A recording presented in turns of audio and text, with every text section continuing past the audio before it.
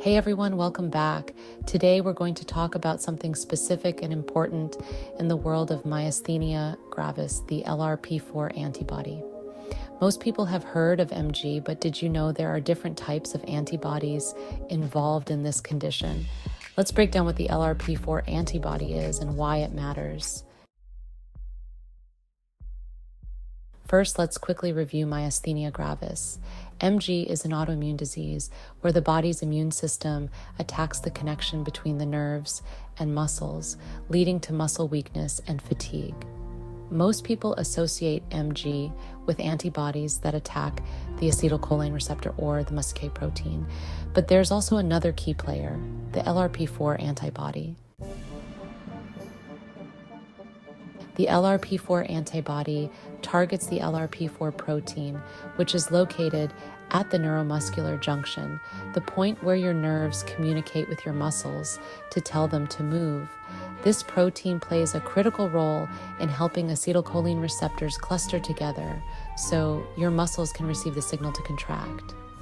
In people with LRP4 positive MG, the immune system mistakenly creates antibodies that target and disrupt this protein. This interference prevents proper communication between the nerves and muscles, leading to the muscle weakness characteristic of Myasthenia gravis. Most cases of MG are caused by antibodies against acetylcholine receptors, but around 2 to 10% of MG patients have antibodies against LRP4. While it's less common than AChR or MuSK antibodies, it's still an important piece of the puzzle in diagnosing and understanding the full spectrum of Myasthenia gravis. People with LRP4 antibody-positive MG experience symptoms similar to other forms of MG, including muscle weakness, especially in the arms and legs, difficulty with eye movements and drooping eyelids, also known as ptosis, and problems with speaking, swallowing, and facial expressions. The severity of symptoms can vary widely, from mild to more severe, but LRP4 positive MG tends to be more similar to AChR positive MG in how it affects the muscles. Diagnosing LRP4 positive MG usually involves blood tests to detect the presence of LRP4 antibodies. However, these antibodies are less commonly tested compared to AChR and MuSK antibodies. So if MG is suspected but other antibody tests are negative, a doctor might check for LRP4 antibodies. The treatment for LRP4 antibody-positive MG is similar to other types of MG.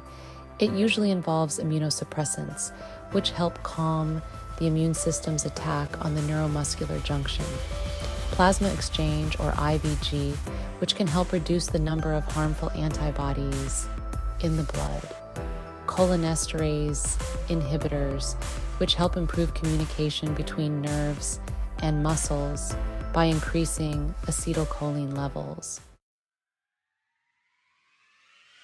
Research into LRP4 antibodies is still ongoing, as it was only relatively recently identified as a contributor to MG.